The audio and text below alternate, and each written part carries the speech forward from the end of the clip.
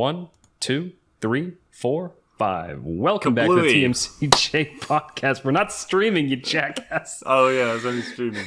Welcome back to the TMCJ podcast. We are on episode 95. For a little bit of context around that, a little outburst there. No, it doesn't need context. No, if you want the context, come and watch us on twitch.tv/Kaiser. And all will be made clear. Ask in the chat. We are fairly good at keeping an eye on the chat these days. Yeah, actually, now that we have an active chat. Anyway, but yeah, so no more context. Reasonably active. So it's been a while. I think this is the longest we've gone before doing a podcast, because our previous was every 2 weeks, and it's been 3. Oh. Yeah. Shit. Doesn't time fly? It when really you've got does. a job. Yeah. Work. Yep. New home. But yeah, so a big events significant, happening. a significant event since we were last on, and that was the passing of Queen Elizabeth. Queen Elizabeth II, right? Yes. Okay. Well, I'm asking you. I think it's Queen Elizabeth II. Cool. But yeah, she passed away, and now there's a king for the first time in 70 years. Yeah, about that. Obviously, the last king was her father, who we watched in that. We haven't even recorded that movie night yet. We haven't. So actually, that's a nice little teaser for things that's coming up. We watched The King's Speech for movie night fairly recently, an excellent movie. I think one of the things both of us said was it's one of those movies where from beginning to end there wasn't a single thing that was just like off-putting, or it was just good and satisfying from beginning to end. Just a good watch. So, but yeah, that's the story of her father. What was he? King George the Sixth. Yeah. But yeah, so she passed. So there's been quite a bit going on in the UK. I know there was some kind of procession going on, and her funeral was happening. Yep, Harry turned up for it. And apparently he had to pull his... There's been a bit of controversy because he had to pull his wife back because she almost walked in front of some other people who were technically outrank them. God. He's the one that went on Oprah to cry about how rich he was, right? Yeah. Okay. Yeah, fuck that guy. Yeah, it's interesting. We were watching some of the ceremony earlier, being and there was one. I'm sorry, but we see the comedic side in things sometimes. There was one choir boy who was just like so much more committed than all the others. And he just... I'm sure someone's going to have made a meme. Actually, probably not, because it's a funeral. But yeah. It's the internet, so probably will. You say that, but that's actually something I've been kind of noticing, that there's been a decided lack of...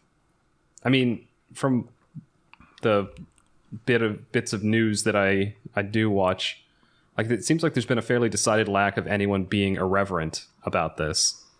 Like, I mean, even Putin paid respects. Yeah, I saw that. Actually, what that's worth. One of the best, because I was looking into some of what like different world leaders around the world said, and one of the ones that was surprisingly like the most, I guess just I can't think of the right word, but it was the most like floridly worded and like really seemed like passionately said was Bolsonaro, head of like the president of Brazil. Oh. So like here, let me see if I can find it, because you guys, so go on, you were talking about, you guys actually watched the funeral, I take it. Yeah, we watched a part of it. Yeah, we were there was some good hats. I was saying, I think, in the Queen's memory, I think everyone should have worn fun hats. Because she was kind of known for it. But yeah, no, it's there was across the nation, a lot of sadness, but not many tears shed. Is kind of. Well, it's one of those things where I think you said this when I first asked you about it. Was that she's kind of she lived a long, fulfilled life, and I mean, she was serving as the queen for as long as probably most people in the UK have been alive. Yeah, I mean, was it 96? Yeah, and she came to the throne at 25, so that's 70 something years. And no retiring or anything like that. No, she is a British staple. Yeah. And it's going to be a hard act to follow. Yeah. It was one of those things that you kind of hear it as like a trope in like stories and like old movies and stuff. The queen is dead, long live the king. But that actually is. It was weird hearing that said in real life and not in like some like Robin Hood story or something like that. Yeah, it's the small things like one of his friends was talking about. Oh, we got to sing "God Save the King" now. And save his on and on. Well, and they've also got to like pull your money back, and it's now going to be printed with the king. Yeah, that's true. It actually, I think they have to do that in the Commonwealth places too, like Canada and Australia. Yeah. Well, apparently Canada got a day off as well. I mean, it's still a Commonwealth. Technically, I think the royal family still owns huge plots of land in Canada, Australia, and New Zealand. Wouldn't be surprised. Yeah, no, just it's a sad thing, but there we go. End of an era. Yeah, it is weird to think about that. I'm sorry, I'm trying to find the one I found that quote. No, I found it. I found it. Okay. This is what Bolsonaro said. Oh God, this is a long one. Oh, and it's all in. I found it in Portuguese. Okay, well, an inspiring quote. Yeah, no. You said that a lot of people have been putting flags to half-mast in America. Yeah, so our government here basically said that government offices for the same duration of like until her funeral would have them at half-mast. And I saw a lot of people just around my neighborhood putting them at half-mast out of respect. It's not mandatory. Well, it's not like you're not supposed to. It's not that you're not supposed to do it. It's that you're. If you make anything mandatory in America, there's going to be less people doing it. Yeah, sorry. There's mandatory is the wrong way to say it. Like if you have like an American flag flying, or if you have a flag flying in your yard, there's what are called flag codes. You're supposed to lower it and raise it on certain days, and there's ways you're supposed to, like, you can't dispose of it normally. Same over here as well, I think. It's a fairly. Yeah. It seems like that sort of thing would be. Except there's a lot less people with flagpoles in England. Yeah, here, I mean, it depends on the area you're in and the neighborhood you're in, but especially now that I'm up in a different state, they're everywhere. But yeah. Are you still looking for that quote? I found it. I was trying to find the translation for it. I guess I'm just going to give up, though. Anyway. Yeah, so that was something that happened. I just figured, we figured that we should talk about that right off the bat. I don't think, as Kaiser said, everyone's been very respectful. I haven't seen a single negative thing being said, even though I know a fair few people who are very against the royal family, and they've kind of just shut up. They haven't said anything. But I still don't understand why anyone would really be against the royal family. Yeah. I can understand particular members of the royal family, like, the guy that's, what was it, Prince and... No, not Prince Andrew. I don't know. One of them who accidentally hit someone with their car or something. Yeah. I totally get that. Harry, he's a bit of a plum, but... I think in his case, he just needs to stand up to his wife. Anyway, no, but still, I'm surprised that it's been that respectful. I think that's one of the big arguments that I would see against the people who want to get rid of the institution of the monarchy in the UK or anything like that, because it does seem to be something that really does bring people together over there. Well, it brings people around all over the world. Yeah, I mean, well, they also respect to her because she's been very apolitical for her entire reign. Yeah. Yeah, I mean, it's not like she refused to see Donald Trump or something. Yeah. And there was actually a point, I was reading something in the days like after she passed.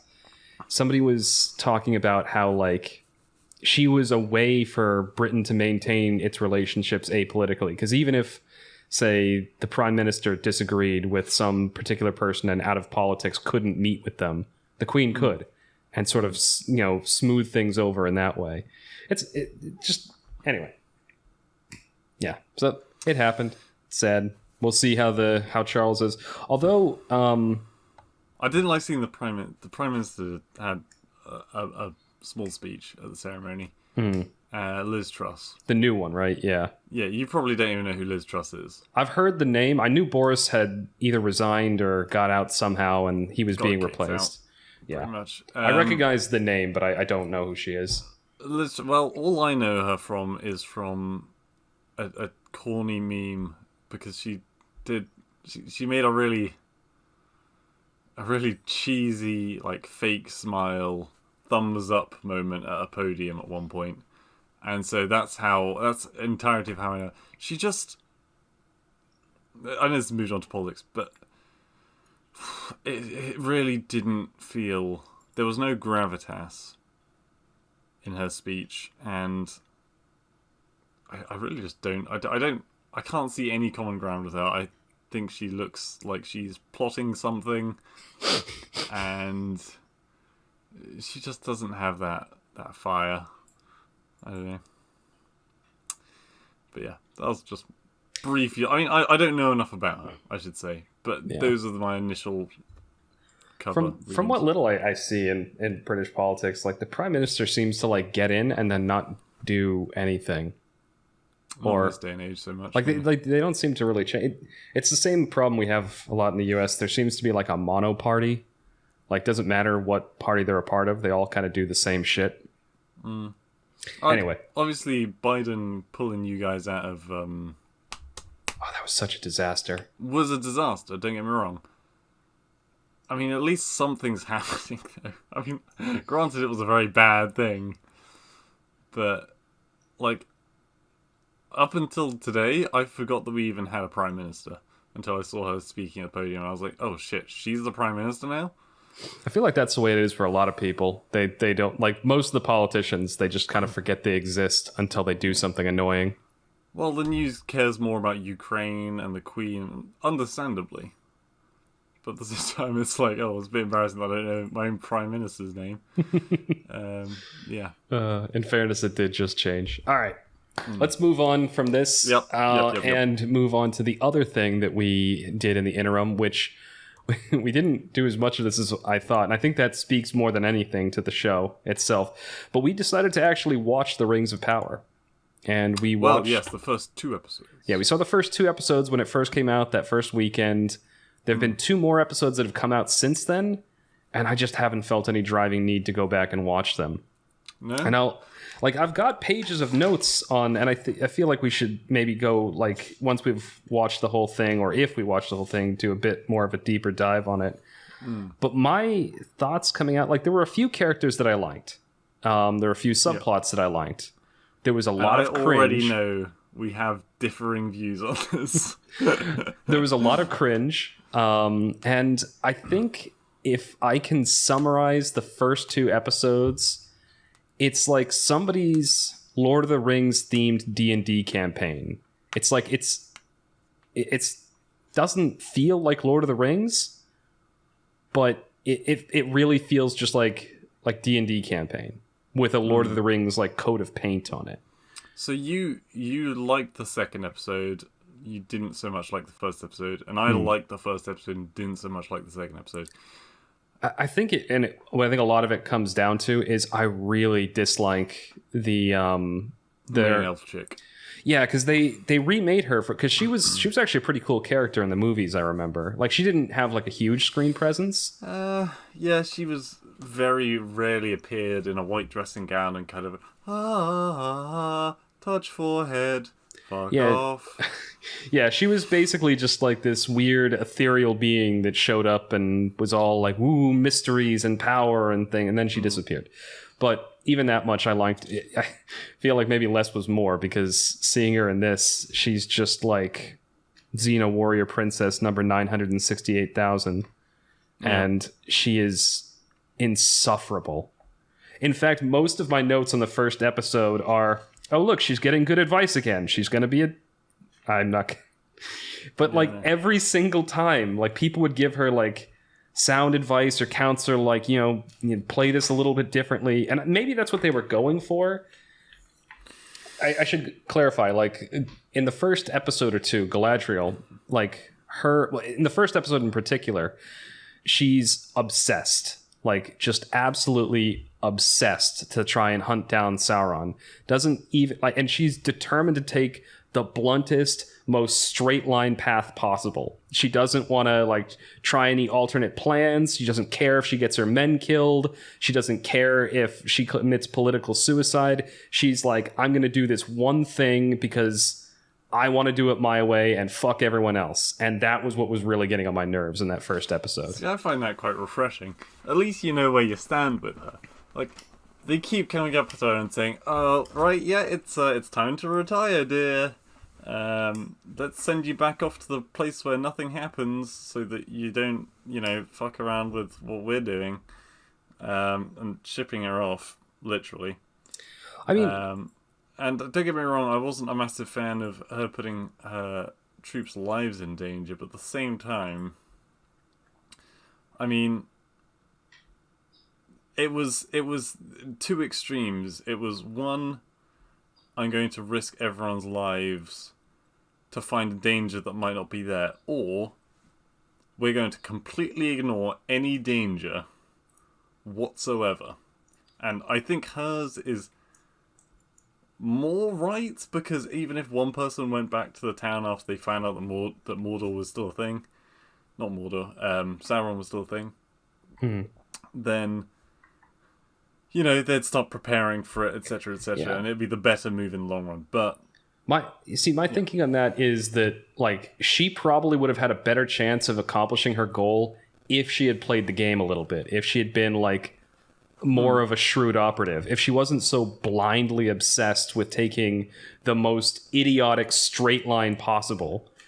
If she had actually, like, used a little bit of guile and, like, you know, got some of the other elf politicians on her side and maybe won over a few of the other commanders and convinced them that she was right about this, and that even if, you know, it's not true, they should still make 100%. If she had done that and, like, swayed people to her side and then kind of united them to go after the threat, that would have been a lot. I don't like how stupid she is. Let me put it. That's probably the best way to put it. They've made her into a rhino. She doesn't know how to do anything but charge in a straight line. I was honestly surprised that she went back with her troops. I thought she was going to go on her own. That was a bit of a surprise. I thought she was going to get them all killed and be stranded up in the mountains. I would have really preferred it if she'd stuck with her guns and gone on alone. Because that's then true, she'd have clarity and finality to the whole thing. Well, there's that, and then I think that just added... I think I probably lost even more respect for her after that, because you're right. If she had just...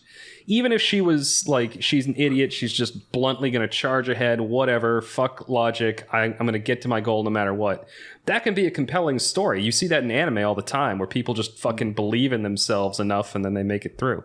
But she didn't, you're right, she gave up and went back, but that was mostly because her troops mutinied. They all, like, threw down their weapons and were like... Yeah, I would have fucking cut their head off. Yeah, well... They did all get their ass kicked. Like, she was the only one that was able to fight that troll in the beginning. But what I was getting at is like when she goes back, all she does when she gets back to Elf Capital Land is she's just sulky, like, no one would let me go after Sauron. Boo. Yeah. It was just like Fair enough. She was just like No one is letting her go after Sauron. she was just so whiny. Oh, I don't know.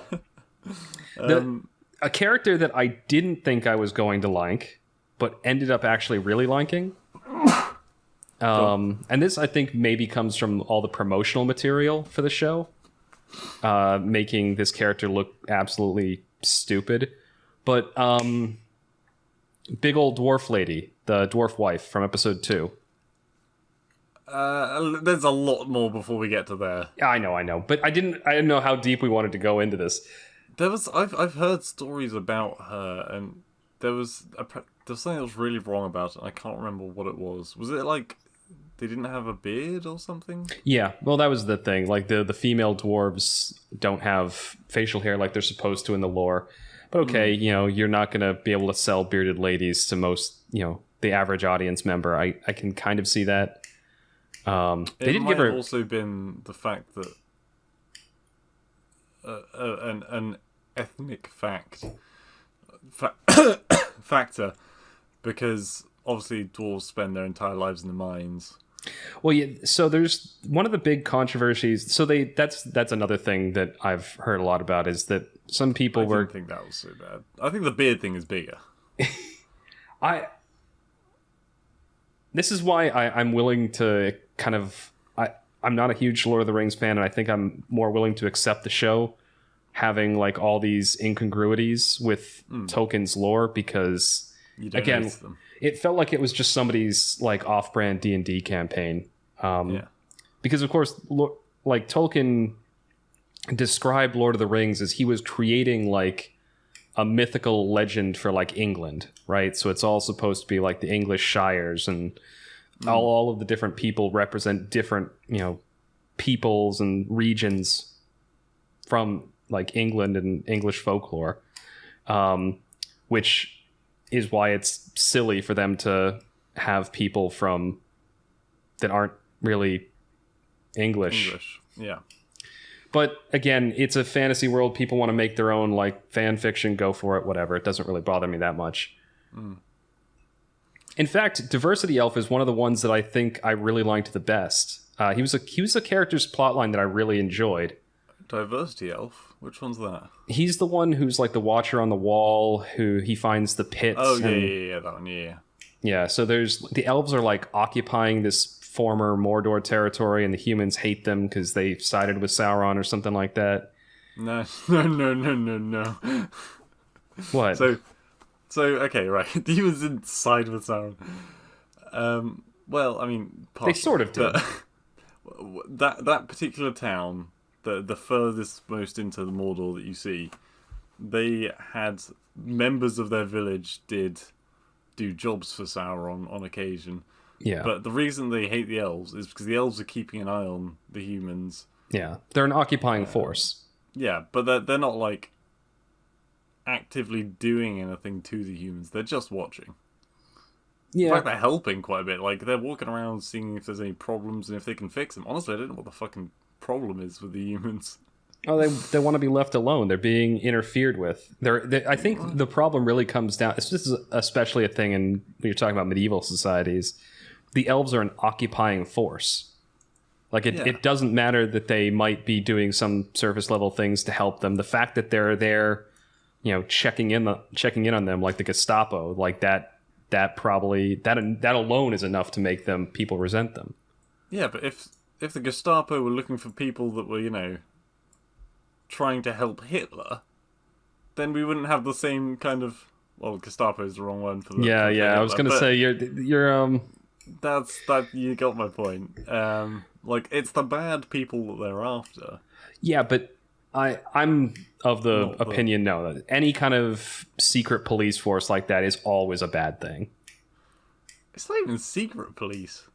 Yeah, that's true. I guess I'm thinking too much Gestapo, but yeah, I found it interesting that the elves were not bad or good, but they were kind of morally gray in that situation.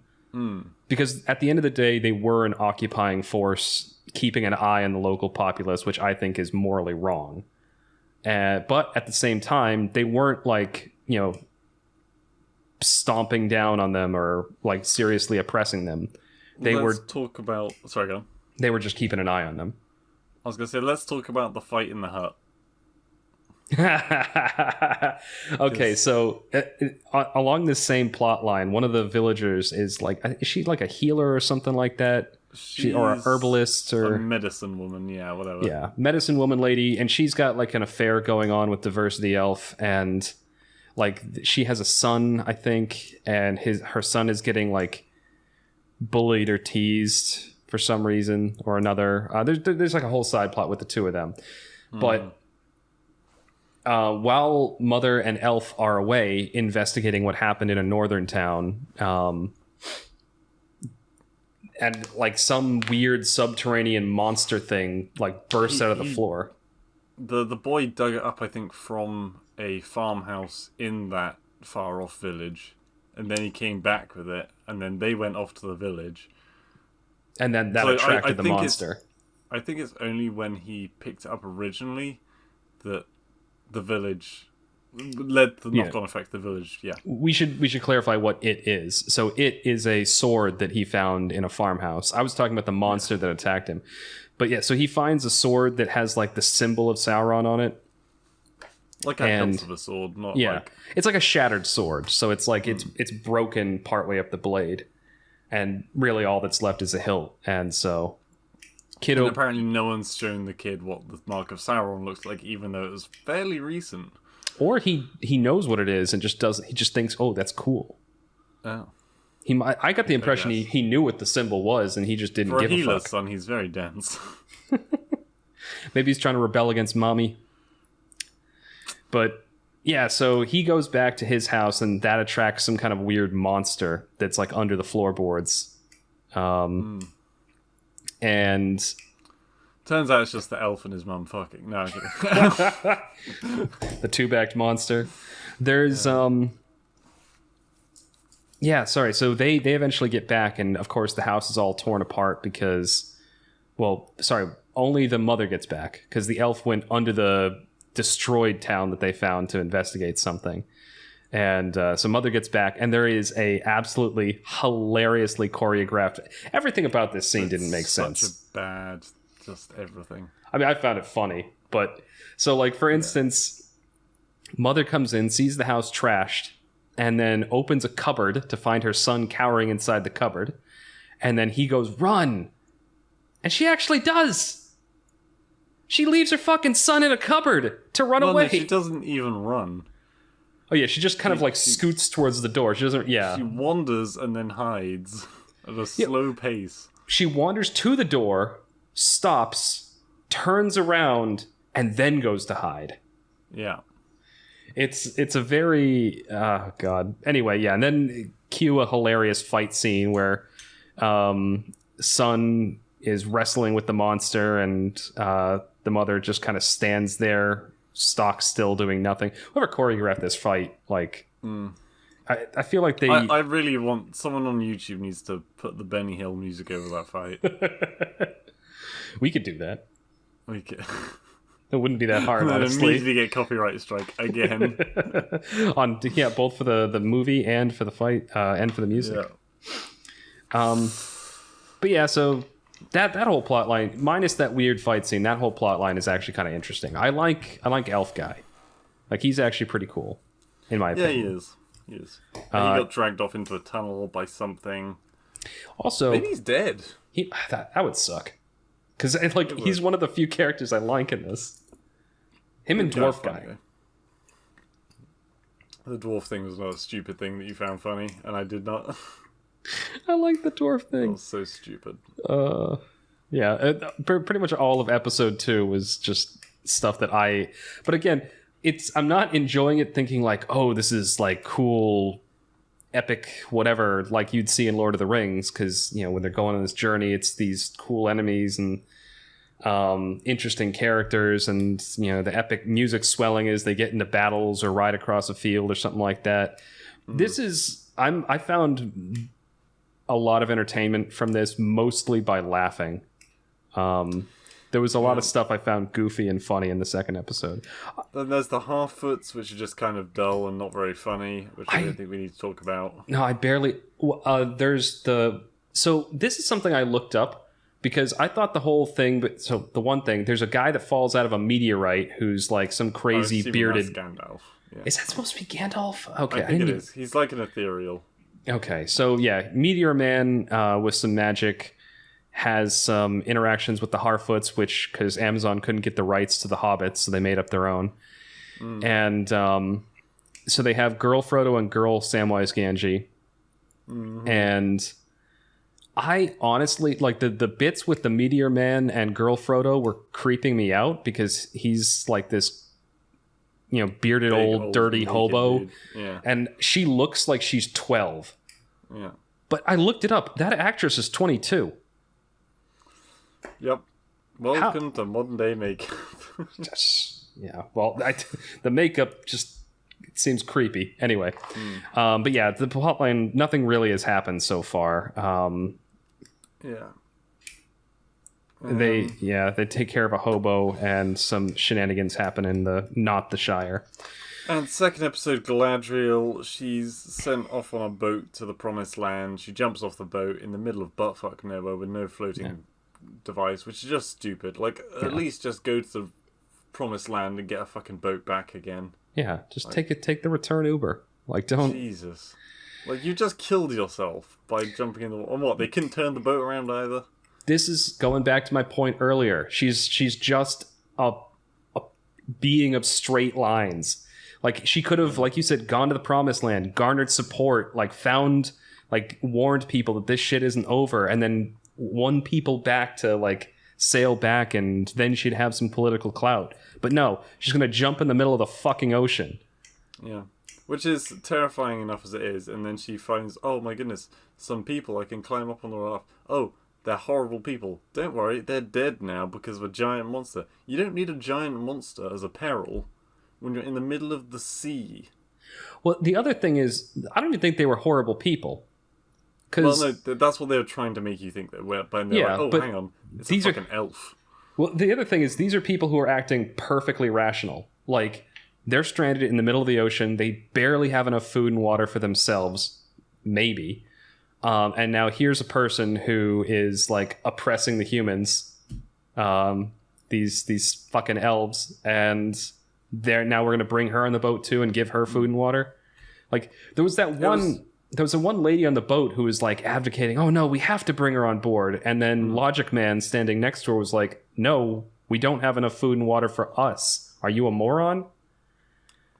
And so it was very clearly though like a hammed up political message. Yeah, it was a moment of, don't think about this too hard. Don't these people sound evil? Look, they sound evil. You should hate them. Look, they got eaten by a fish. Now you should feel good. Clap, seals.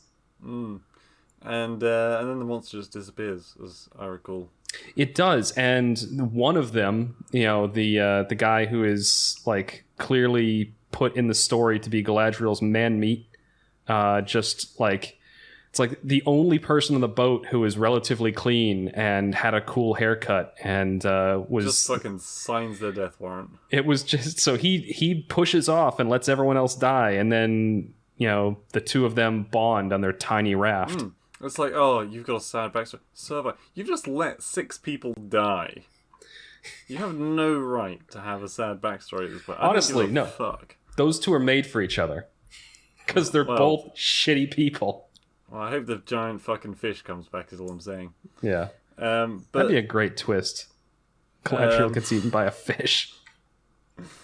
I'm sorry, I really don't like that character. No, I think that's what we left. She didn't make landfall or anything, did she? No, they're still at sea. They've just had their bonding moment talking about their tragic backstories. Which, again, lends credence to my statement. This is just a D&D campaign. Because what would happen? What would do two D&D players stranded alone on a raft? They're going to tell each other their backstory. Oh my god, they are. Yeah. And then they're probably going to fuck. It's probably also going to happen. Oh god. But no, so to wind up on this topic, do you want to talk about the dwarves? Yes. So in episode 2, the other subplot that's going on is what's his name? Elrond. Elrond is essentially doing what Galadriel should have done. Like, he still believes her that there's some kind of a threat out there.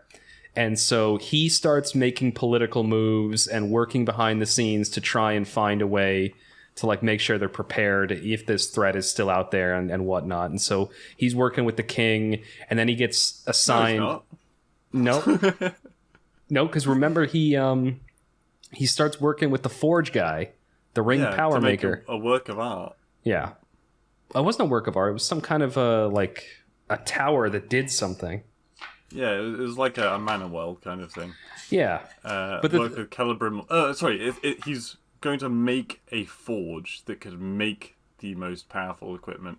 Yeah, and my point was like, he believes her though. Like, he believes what she said, but he's not.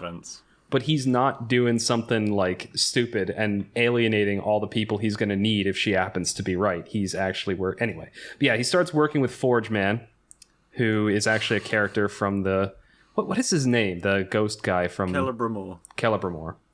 Yeah. So, a guy that made the rings, and is going to make the rings. So they realize they need some labor to help make this forge, and so they go to visit the dwarves.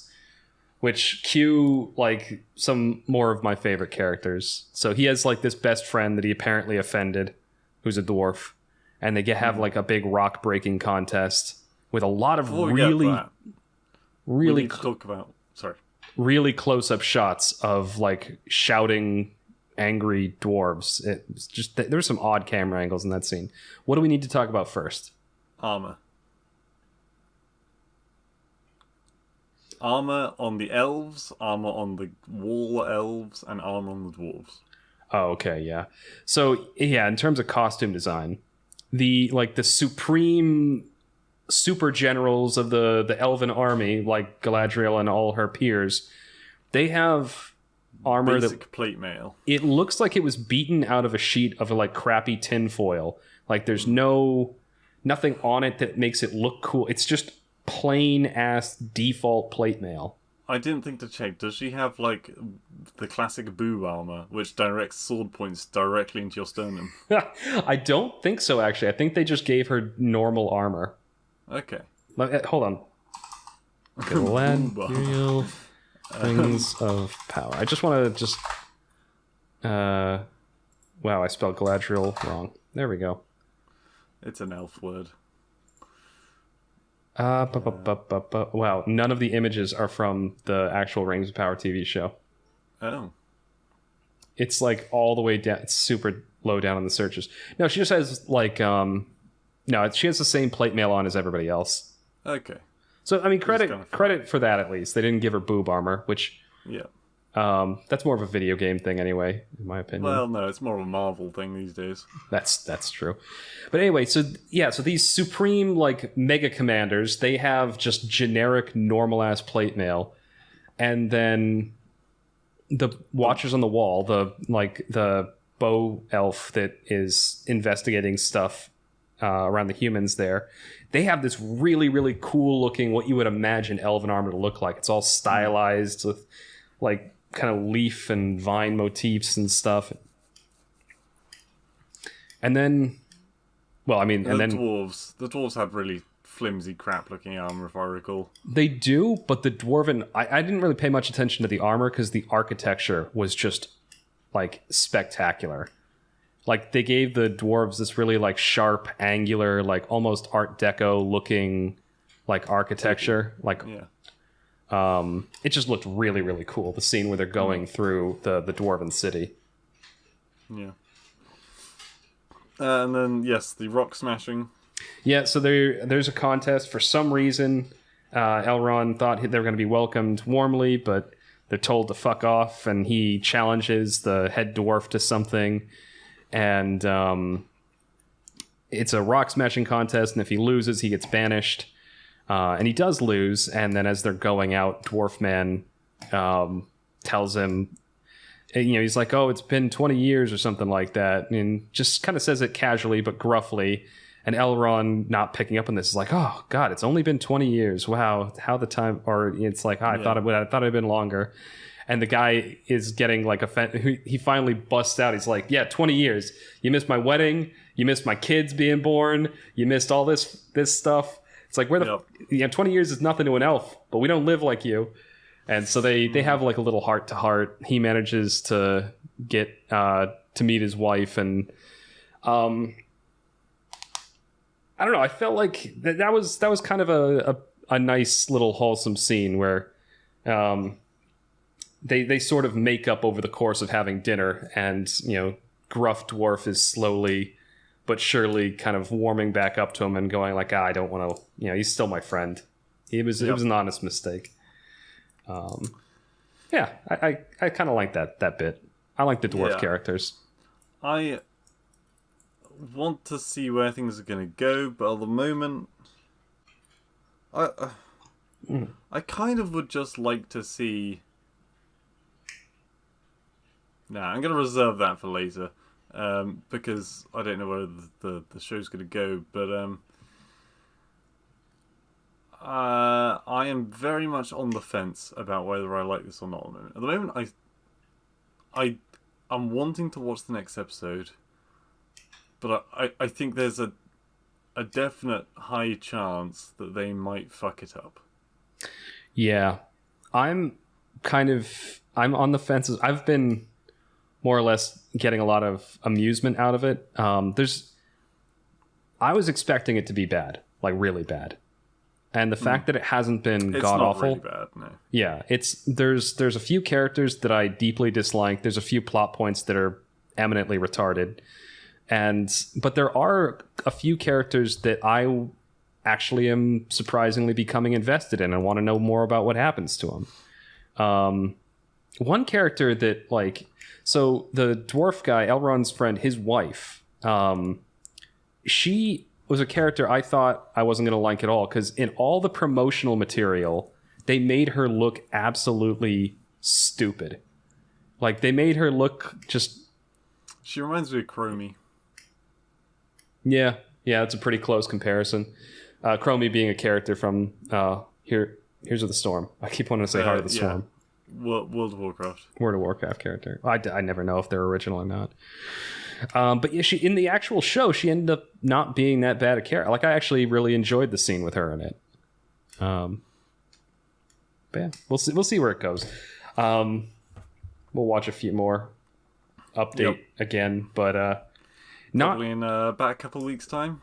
Yeah, the one thing I will say, and this is something I imagine if you were an actual fan of Lord of the Rings, probably not going to like the show, because I don't know the lore that well, but my understanding is that they have bastardized it pretty heavily. And the same way that I could enjoy the live action Cowboy Bebop, but Kaiser couldn't. Yeah. Same for here. Yeah. All right. Well, we've gone over, but we were going through everything we saw. We're getting on for an hour, aren't we? Oh, are we? Oh, all right. We're trying that format out. Vinland. I think I've told you a little bit about it before. It's a Viking anime. Vinland Saga, right? Yep. Okay. I know of it. We've been watching more episodes. I think we're on episode 7 or something now. Really fucking enjoying it. It is like that Viking film we watched before, and I made a million notes on how I hated it. Oh, The Northman. The Northman. Except I don't hate it. I think you would really enjoy it. It's very... It's like they took the time... Where in The Northman it was very clear from the moment the character introduced that the king was going to die, that the child was going to go off and become forged by wolves. They take the time to not just montage things and say, oh, suddenly they're this age, kind of thing. There's a bit of gore mixed into it, but it's not unnecessary gore. You're not seeing no touch scenes every other scene, and you they definitely give you time to get to see the different characters' personalities. And how rough it was, and how barbaric the Vikings were.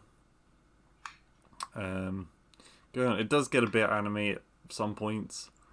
Well, that's I mean, along the same lines of animes like that kind of demonstrate how rough things are, but it all serves a purpose. I'm still reading through Berserk. I just finished the 8th of the big collection books, so I've got the 9th one. I've just got to read it, or I've got to start it up. Yeah. But yeah, making a very good show from a very grim situation. Like we're on episode 7 or 8 at the moment, and we've been almost binging it, which for us, we don't generally watch. We're not bingers, me and E. Mostly because she doesn't let me binge. But we have been watching this quite a bit recently, so nice. We've been watching that, and we've been watching oh god, it has such a bad name, and it's not even a good anime. It's pure Michael Bay shit. Explosions. High rise something. Oh, you just reminded me of something I want to talk about. Okay.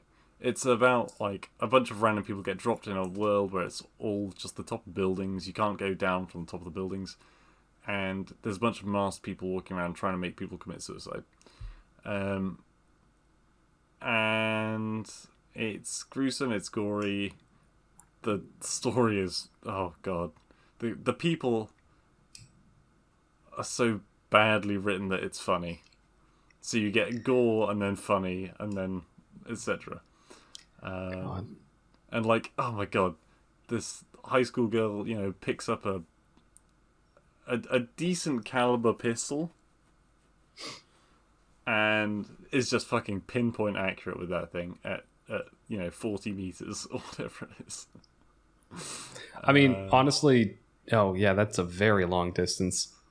Yeah. Sorry, and, I was thinking 40 feet, and then I realized you said meters, and I'm like, oh. Yeah. And quite often with one hand as well. And then, a murderer comes up with claws and is slashing at the main character, and oh, they didn't quite manage to pierce the skin, but they certainly ripped open the front of her jacket all the way down. Alicia just burst out laughing. She was like, there's the fan service for this episode. Oh, God. The boobies. Yep. Actually, yeah, go on. No. I thought you were done. Oh, I was just gonna say they didn't go through the part. There's no actual nudity, but there's lots of gore. So, on the subject of actually anime, while I was traveling for work this week, and when I got back to the hotel, there wasn't really much to do. There was a hotel just next to the airport, so there really wasn't much to do at night. Yeah. So I had Netflix going on the TV while I was, working in the evening, and there was a show. It was a Netflix original, and it's based on, so it's Cyberpunk. So Cyberpunk Edgerunners. It looks like comic strippy.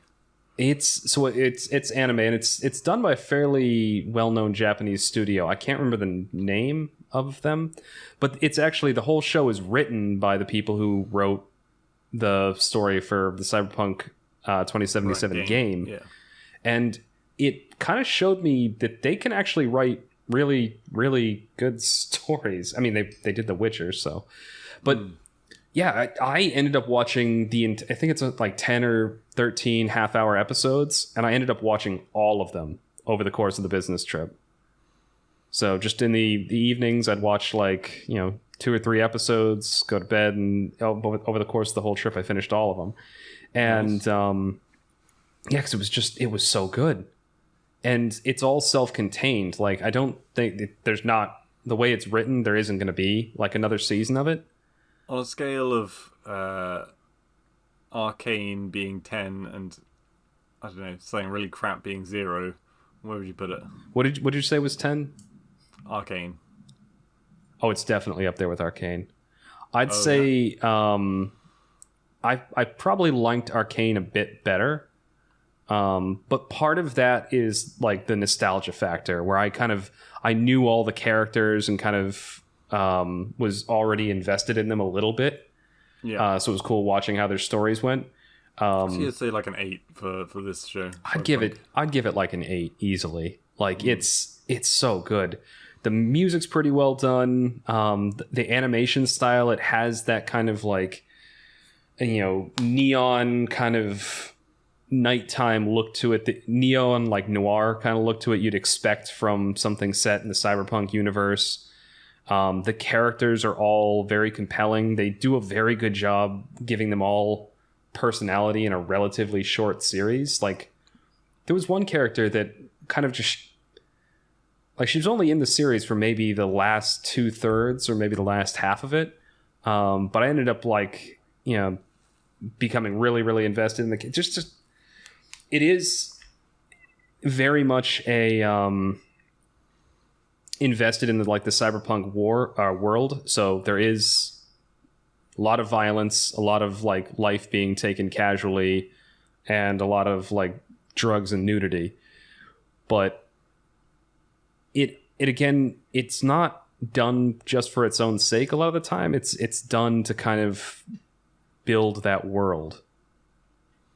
And it has quite, I don't know if I would call the ending bittersweet, but it's a satisfying ending, I found.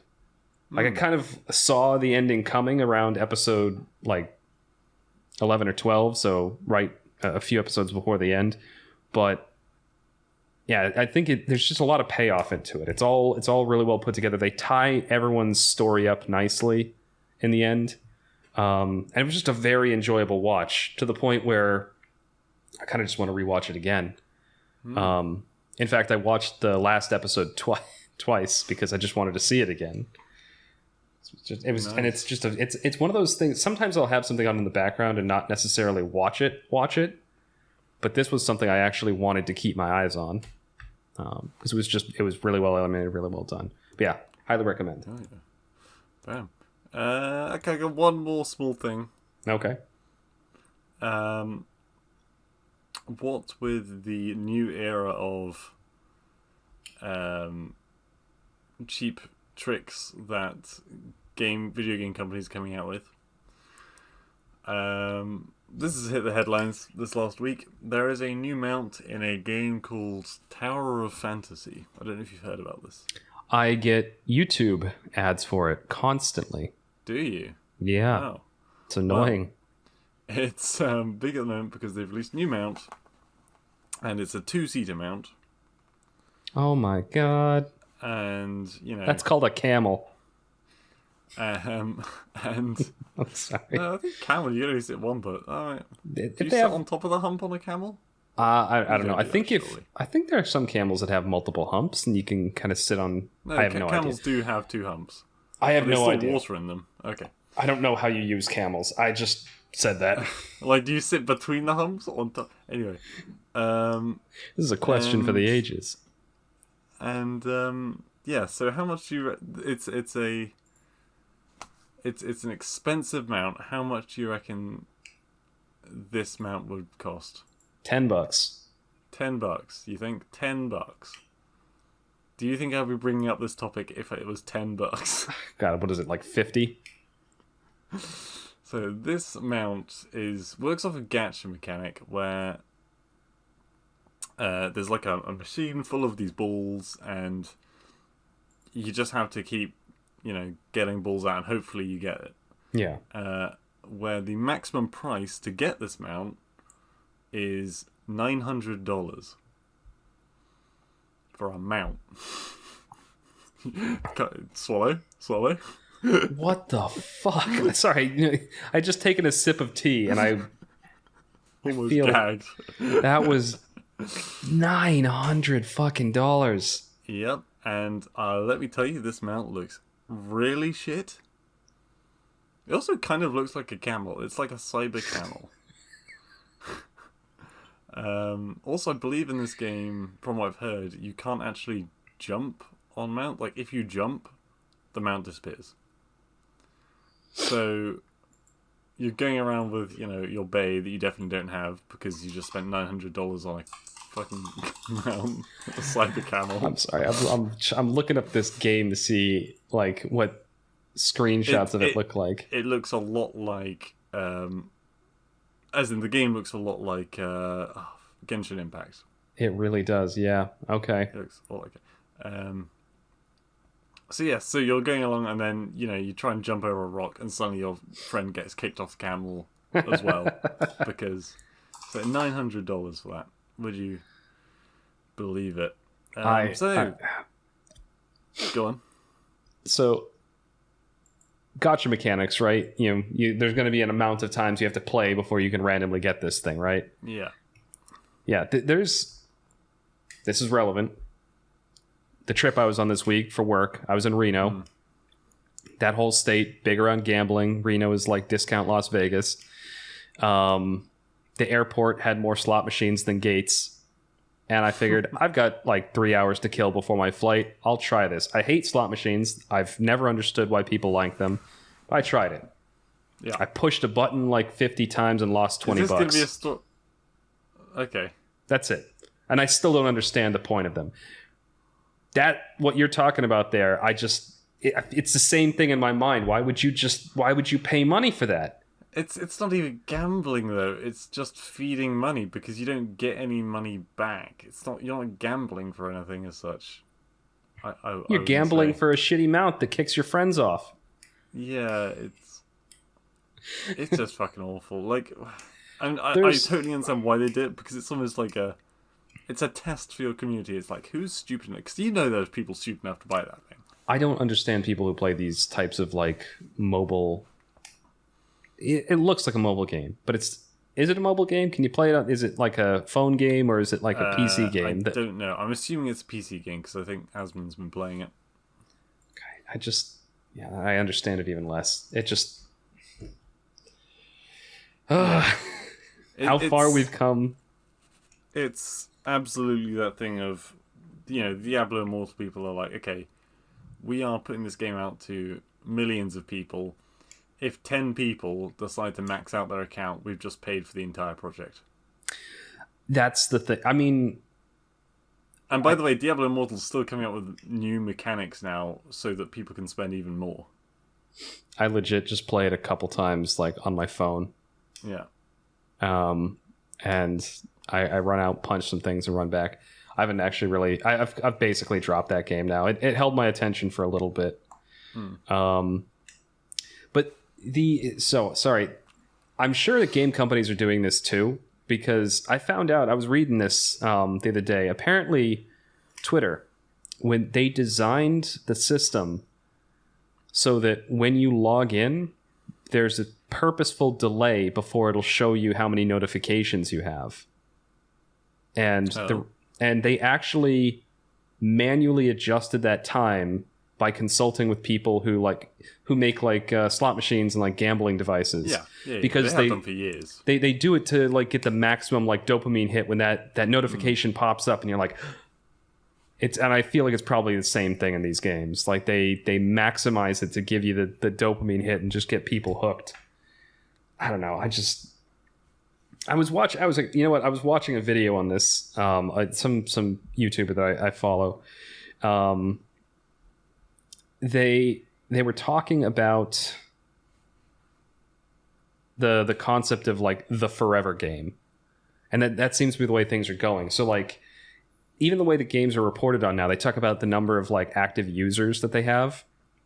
Right. Even if it's a single player game, they're like, oh, Elden Ring lost X amount of users this week. It's like, no shit, it's a single player game. People beat it and they move on.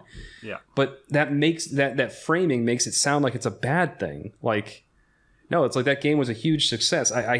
Not every game needs to be the next HOTS or League of Legends or something that you play it all the time and it's just you just log in, you play a game, and you move. I don't know about HOTS being a good example, but League certainly.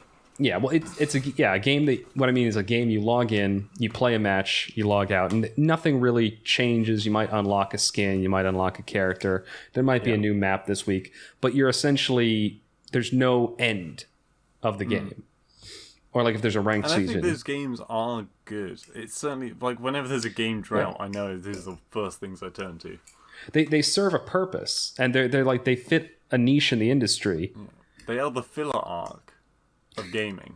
Yeah, my problem is it feels like a lot of games now, like they're being treated as the gold standard for what all games should be, and I'm like, no, like a good we need our games like The Witcher 3, which is just an entire self-contained experience. They're the gold standard for making the business money. Yeah, Actually, no, I tell a lie. Phone games are the gold standard for making businesses money. Specifically, phone games, because they have the biggest fucking audience by a country mile. They really do, and I don't understand it. No, when you consider that cookie clicker games are kind of making more than actual properly made games, it's like, okay, so now essentially anyone making a game is doing it as a passion project now. I legit got into a cookie clicker game a few years back for a while. Yeah. And I played it for like a few months, and I wasted a lot of time and got nothing out of it. I'm like, why the fuck am I doing this? Yeah. Make the numbers bigger. No, I did it once as well. It was a Steam game at least, so it wasn't on my phone. But yeah, completely. There's only one mobile game, what I call them, like a game on my. So I have Diablo Immortal on my phone, obviously, because I downloaded it for the meme and then actually enjoyed like playing around with it. It's kind of fun to play it on the phone. The controls are pretty good.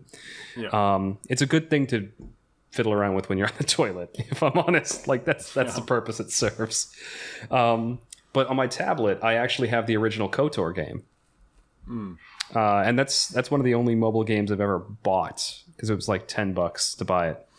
And it was a bit glitchy at times, which, I mean, it's an older game. It is in general. But it was fun. I beat the game on my tablet. It was a nice little thing to fiddle around with. And that game is actually... But it's not... There's no microtransactions. There's no, like, weird addiction mechanics. Just a game. I have never, ever spent money on a mobile game. But I do... I mean, like in-game purchases, in which case I haven't either. I haven't made in-game purchases. I haven't bought any apps. Yeah.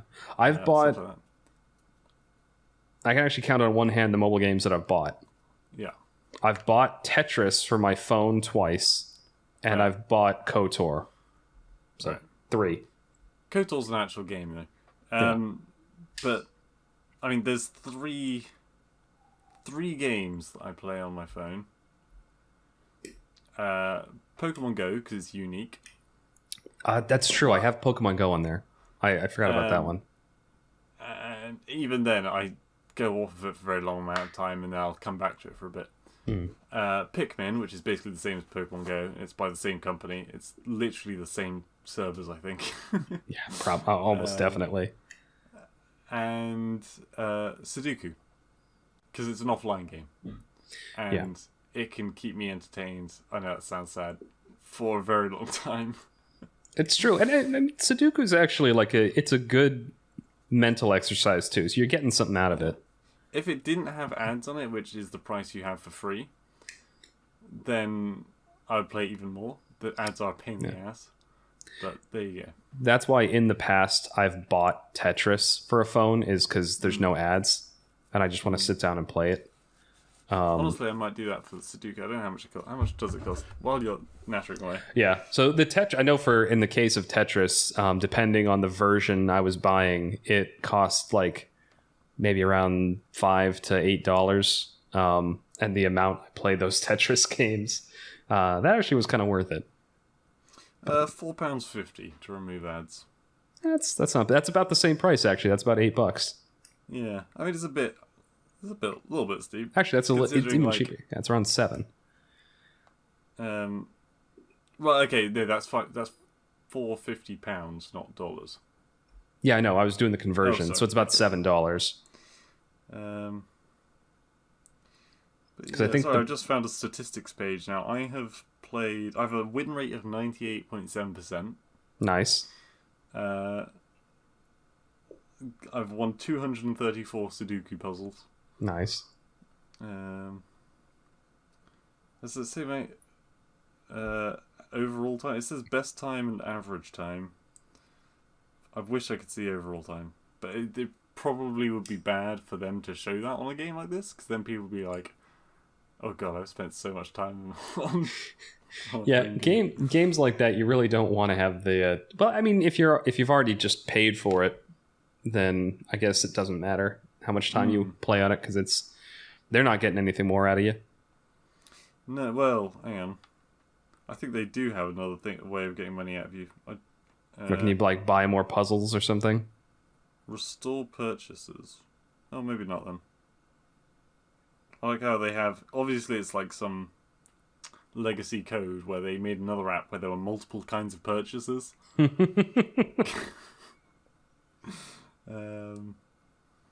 yeah, no, I mean, it's very simple. It's a white screen with bits of black writing on it. It doesn't need to have dopamine noises and colors and. Yeah, I used to do Sudokus a lot, like back in high school. They'd have like free newspapers at our high school in the front entryway, and like mostly it was just the teachers that took them, if anyone. But my friend and I always used to take them in homeroom before, like, so the way the schools were set up is like you'd gather in your first classroom until like the first bell rang and it was time to start, and so we just solved them there. It was a nice easy way to start the morning. Yeah. I don't know. Anything else from you? Or I think that's actually... I mean, we're talking about Sudoku. At this point, I think it's probably a good place to wrap up the podcast. Since I didn't say this at the beginning, you may have noticed the format's a bit different this time around. We're trying out something different. Unless we have something we specifically want to split out into segment 3, we might just continue with a single theme and kind of go off and talk how we will throughout the podcast. We'll see how this goes, but I felt like it went fairly well without the break in the middle. Segment 3 will come back if we have a specific game or quiz or something we want to do. But absolutely. All right. Yeah. Well then, this is going to be the end of episode 95 of the TMCJ podcast. Thank you all for listening, and you will hear us again in hopefully 2 weeks. Ciao.